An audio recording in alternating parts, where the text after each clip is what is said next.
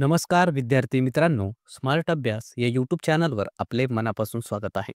आज दिनांक 11 मार्चच्या ज्या महत्त्वपूर्ण चालू घडामोडी असणार आहेत, त्याचा अभ्यास या व्हिडिओच्या माध्यमातून आपण करणार आहोत. तत्पूर्वी आपण जर चॅनलवर नवीन असाल तर चॅनलला सबस्क्राईब करून घ्या. व्हिडिओ जर आवडला तर व्हिडिओला लाईक करा. तसेच हा व्हिडिओ आपल्या विद्यार्थी मित्रांना नक्की शेअर करा, जेणेकरून याचा फायदा आपल्या मित्रांना सुद्धा होईल. चला मग सुरुवात करूया आजच्या महत्त्वपूर्ण चालू घडामोडींना. आणि आजच्या चालू घडामोडीचा पहिला आणि अत्यंत महत्त्वाचा प्रश्न असणार आहे. हा प्रश्न स्टार करून ठेवा. यावर येणाऱ्या परीक्षांमध्ये हमखास प्रश्न हा विचारला जाईल. तर प्रश्न असेल, ICC चॅम्पियन्स ट्रॉफी 2025चा विजेता कोण ठरला? ऑप्शन्स या ठिकाणी देण्यात आले आहेत. याचं योग्य उत्तर असेल ऑप्शन नंबर ए, भारतीय क्रिकेट संघ हा नुकताच जे ICC चॅम्पियन्स ट्रॉफी झालेली आहे त्याचा विजेता ठरलेला आहे. त्याविषयी काही पॉईंट्स लक्षात ठेवा. तर ही जी काही स्पर्धा झालेली आहे याचं हे 9व्या क्रमांकाचं एडिशन होतं. 19 फेब्रुवारी ते 9 मार्च दरम्यान ही स्पर्धा चाललेली आहे आणि याचं आयोजन पाकिस्तान या देशामध्ये करण्यात आलेलं होतं. पण भारतीय संघाला BCCI कडून त्या देशामध्ये जाण्यास परवानगी दिली नसल्यामुळे भारताचे जे सामने होते ते सामने दुबई या ठिकाणी झालेले आहेत. हे सुद्धा आपण लक्षात ठेवायचं आहे. विजेता ठरला आहे भारतीय क्रिकेट संघ, उपविजेता न्यूझीलंड. तसेच भारताने हे जे काही चॅम्पियन्स ट्रॉफी आहे ते तिसऱ्यांदा जिंकलेले आहे. या अगोदर 2002, 2013ला आणि आता तिसऱ्यांदा 2025ला ही ICC चॅम्पियन्स ट्रॉफी जिंकलेली आहे. तर हा मुद्दा आपल्यासाठी महत्त्वाचा आहे, ते लक्षात ठेवायचं आहे. तब्बल भारताने 12 वर्षानंतर ही ट्रॉफी जिंकलेली आहे. या अगोदर 2013ला ट्रॉफी जिंकल्यानंतर आता 12 वर्षानंतर म्हणजे 2025ला आपण ही ट्रॉफी जिंकलेली आहे. या स्पर्धेमध्ये प्लेयर ऑफ द मॅच ठरलेला आहे रोहित शर्मा, जो की भारताचा कर्णधार होता. आणि प्लेयर ऑफ द टुर्नामेंट ठरलेला आहे सचिन रवींद्र, न्यूझीलंड या संघाचा. तसेच इतर काही पॉईंट्स आपल्याला लक्षात ठेवायचे आहेत. नुकतंच जे विजय हजारे ट्रॉफी पार पडलेली आहे त्याचा विजेता ठरला आहे कर्नाटक संघ. रणजी ट्रॉफी 2025चा विजेता विदर्भ हा संघ ठरलेला आहे. तसेच ICC पुरुष T20 वर्ल्ड कप झालेला आहे 2024मध्ये, त्याचा विजेता सुद्धा भारतीय क्रिकेट संघ ठरलेला होता. आणि ICC महिला T20 जे विश्वकप झालेला आहे 2024मध्ये, त्याचा विजेता न्यूझीलंड महिला संघ ठरलेला होता. तर हे अत्यंत महत्त्वाचे पॉईंट्स आहेत, ते आपल्याला लक्षात ठेवायचे आहेत. त्यानंतर पुढचा प्रश्न असणार आहे, नुकतेच भारताने कोणत्या वर्षापर्यंत क्षयरोग मुक्त होण्याचे लक्ष्य ठेवले आहे? ऑप्शन्स या ठिकाणी देण्यात आले आहेत. याचे योग्य उत्तर असेल ऑप्शन नंबर ए, 2025 पर्यंत भारताने क्षयरोग मुक्त होण्याचं लक्ष्य ठेवलेलं आहे. त्याविषयी काही पॉईंट्स लक्षात ठेवायचे आहेत.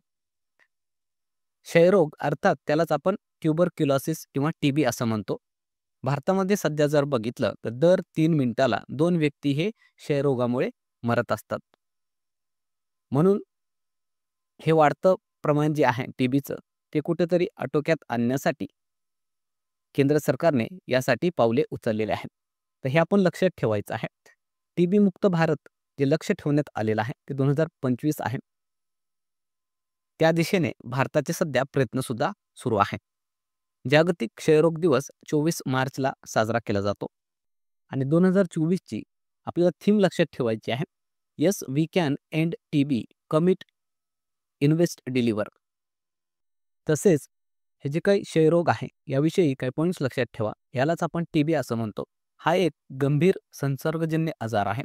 हा मायकोबॅक्टेरियम ट्युबरक्युलोसिस नावाच्या जीवाणूमुळे होत असतो. आणि TB हा जगातील एक सर्वात घातक संसर्गजन्य आजार मानला जात असतो. तर हे पॉईंट्स अत्यंत महत्त्वाचे, ते आपल्याला लक्षात ठेवायचे आहेत. तसेच भारताचे काही इतर लक्षात ठेवायचे आहेत. तर भारताचं हत्तीरोग मुक्त होण्याचं लक्ष्य आहे 2027, मलेरिया मुक्त भारत होण्याचं लक्ष्य आहे 2030 आणि क्षयरोग मुक्तीचं लक्ष्य आहे 2025. हे लक्ष्य आपल्याला परीक्षेमध्ये विचारले जातात, ते आपण लक्षात ठेवायचे आहेत. त्यानंतर पुढचा प्रश्न बघण्या अगोदर व्हिडिओ जर आवडला तर व्हिडिओला लाईक करायचा आहे. चॅनलवर नवीन असाल तर चॅनलला सबस्क्राईब करून घ्यायचा आहे. तसेच हा व्हिडिओ आपल्या विद्यार्थी मित्रांना नक्की शेअर करा, जेणेकरून याचा फायदा आपल्या मित्रांना सुद्धा होईल. चला मग पुढचा प्रश्न पाहायचा आहे. नुकतेच ऑस्ट्रिया देशाचे चान्सलर कोण बनले? ऑप्शन्स या ठिकाणी देण्यात आले आहेत. याचं योग्य उत्तर असेल option number C, Christian Stocker Austria या देशाचे नवीन चान्सलर बनले आहेत. त्याविषयी काही पॉईंट्स लक्षात ठेवा. हा जो काही ऑस्ट्रिया देश आहे तो एक युरोपियन देश आहे. याची राजधानी आहे व्हिएन्ना आणि चलन आहे युरो. तसेच इतर काही देशांचे प्रमुख जे नव्याने बनले आहेत ते आपल्याला लक्षात ठेवायचे आहेत. आयर्लंडचे नवीन पंतप्रधान बनले आहेत मायकेल मार्टिन. घानाचे राष्ट्रपती जॉन महामा. फ्रान्सचे पंतप्रधान बनले आहेत फ्रँकाईस बायरू. मॉरिशसचे पंतप्रधान नवीन रामगुलाम. व्हिएतनामचे प्रमुख बनले आहेत लुओंग कोंग. श्रीलंकेच्या पंतप्रधान हरेनी अमरसूर्या. श्रीलंकेचे राष्ट्रपती बनले आहेत अनुराग कुमारा दिसानायके. थायलंडच्या पंतप्रधान पेटा गटर्न शिनावात्रा. इराणचे राष्ट्रपती बनले आहेत मसूद पेजिस्कियन. ब्रिटनचे पंतप्रधान कीर स्टारमर. बांगलादेशचे पंतप्रधान मोहम्मद युनुस. दक्षिण आफ्रिकेचे राष्ट्रपती सिरिल रामाफोसा आणि उरुग्वे या देशाचे राष्ट्रपती बनले आहेत यमांदू ओसी.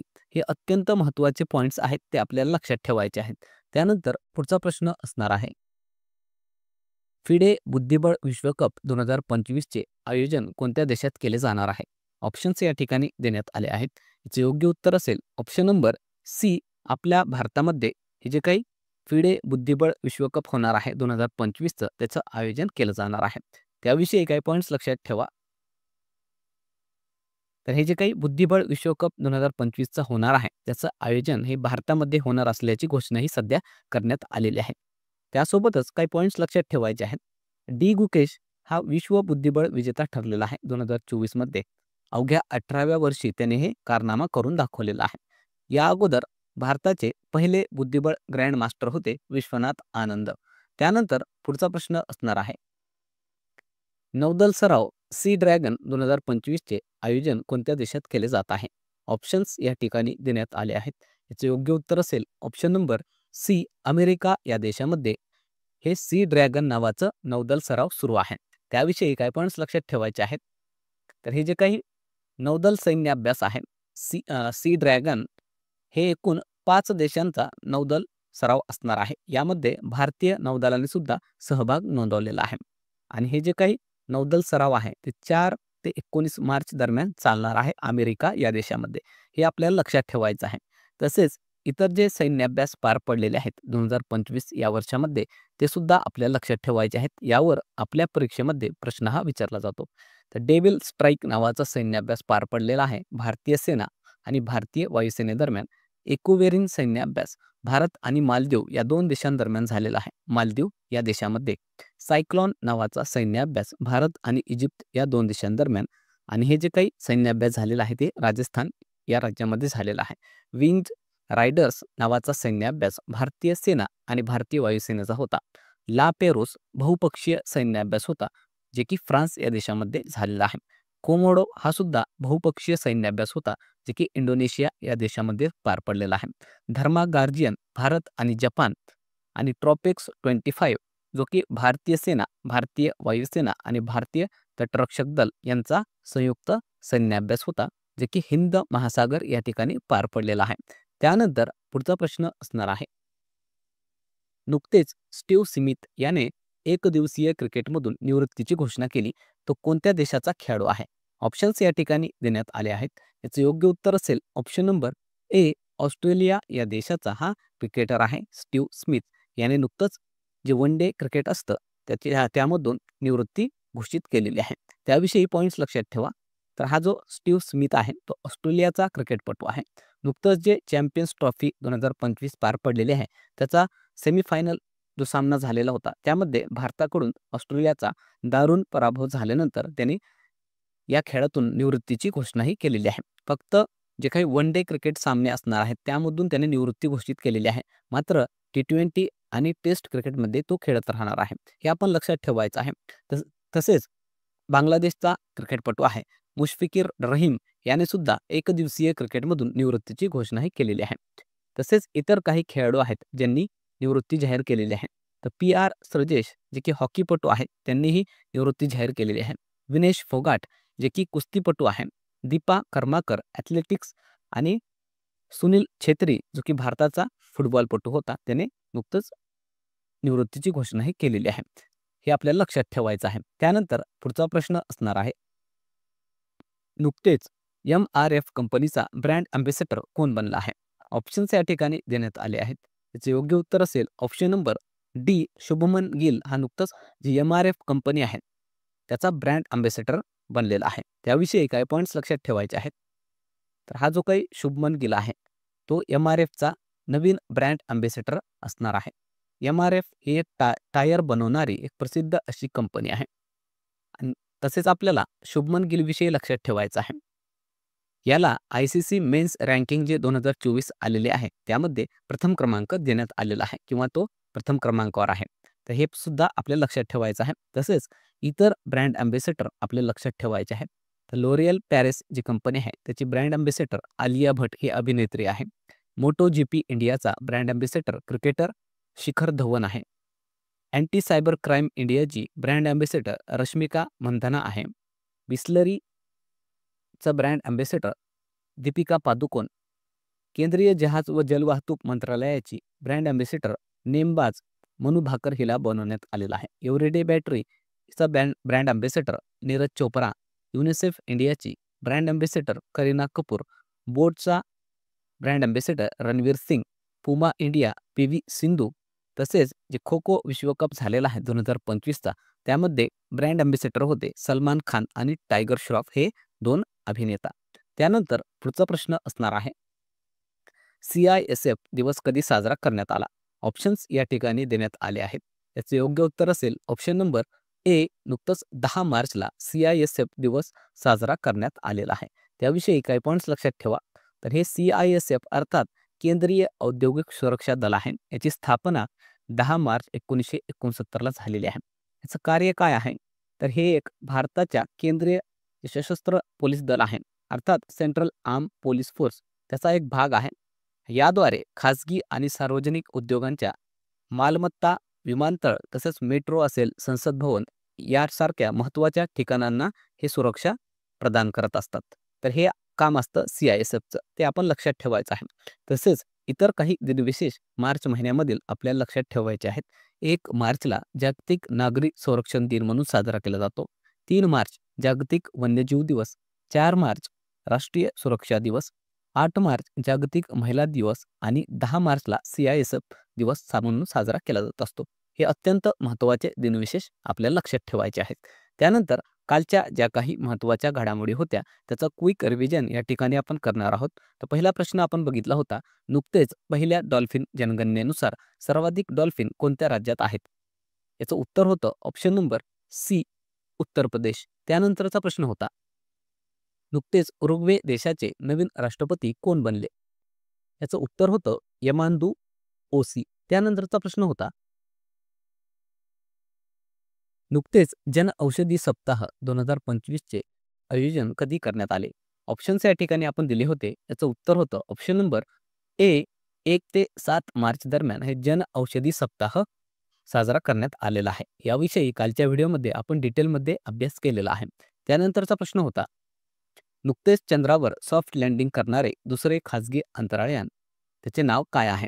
याचं उत्तर होतं option number A. Blue ghost. त्यानंतरचा प्रश्न होता नुकतेच भारताची 26वी नवरत्न कंपनी कोणती बनली. याचं उत्तर होतं ऑप्शन नंबर डी. IRFC आणि IRCTC या 2 कंपन्यांना भारताने केंद्रीय मंत्रालयाकडून नवरत्न कंपनीचा दर्जा हा देण्यात आलेला आहे. त्यानंतरचा प्रश्न होता नुकतेच सशक्त पंचायत नेत्री अभियान कोणत्या मंत्रालयाकडून सुरू करण्यात आले. याचं उत्तर होतं ऑप्शन नंबर बी. केंद्रीय पंचायत राज मंत्रालय. त्यानंतरचा प्रश्न होता भारतातील पहिला विश्व शांती केंद्र कोठे उभारण्यात आला. आणि याचं उत्तर होतं ऑप्शन नंबर सी. गुरुग्राम. त्यानंतरचा प्रश्न होता मोबाईल वर्ल्ड काँग्रेस 2025चे आयोजन कोठे करण्यात आले. आणि याचं उत्तर होतं ऑप्शन नंबर डी. स्पेन या देशामध्ये मोबाईल वर्ल्ड काँग्रेस 2025चं आयोजन हे करण्यात आलेलं होतं. त्यानंतरचा प्रश्न होता आंतरराष्ट्रीय महिला दिवस कधी साजरा केला जातो. आणि याचं उत्तर होतं ऑप्शन नंबर बी. 8 मार्चला आंतरराष्ट्रीय महिला दिवस म्हणून साजरा करण्यात आलेला आहे. त्यानंतर काल आपण होमवर्क क्वेश्चन दिलेला होता.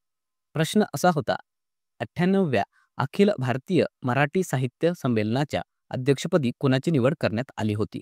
ऑप्शन्स या ठिकाणी आपण दिले होते. याचं उत्तर हे बऱ्याचशा विद्यार्थ्यांनी अतिशय सुंदरपणे डिटेलमध्ये कॉमेंट बॉक्समध्ये दिलेलं आहे. त्यांचं मनापासून अभिनंदन यावरून दिसून येत आहेत हे आपले विद्यार्थी किती चांगल्या प्रकारे चालू घडामोडींचा अभ्यासही करत आहेत. याचा फायदा त्यांना येणाऱ्या परीक्षांमध्ये दिसून येणार आहे. ज्या विद्यार्थ्यांना याचं उत्तर माहिती नाही त्यांच्यासाठी उत्तर आपण सांगणार आहोत. याचं उत्तर असणार आहे ऑप्शन नंबर बी, तारा भवाळकर. हे जे काही अखिल भारतीय मराठी साहित्य संमेलन पार पडलेलं आहे दिल्लीमध्ये, त्याच्या त्या अध्यक्षा होत्या. त्यानंतर आजचा होमवर्क क्वेश्चन असणार आहे. अतिशय महत्त्वाचा हा प्रश्न आहे. हा प्रश्न आपल्या परीक्षेमध्ये विचारला जाऊ शकतो. तर प्रश्न असेल, नुकतेच महाराष्ट्र केसरी 2025चा विजेता कोण ठरला?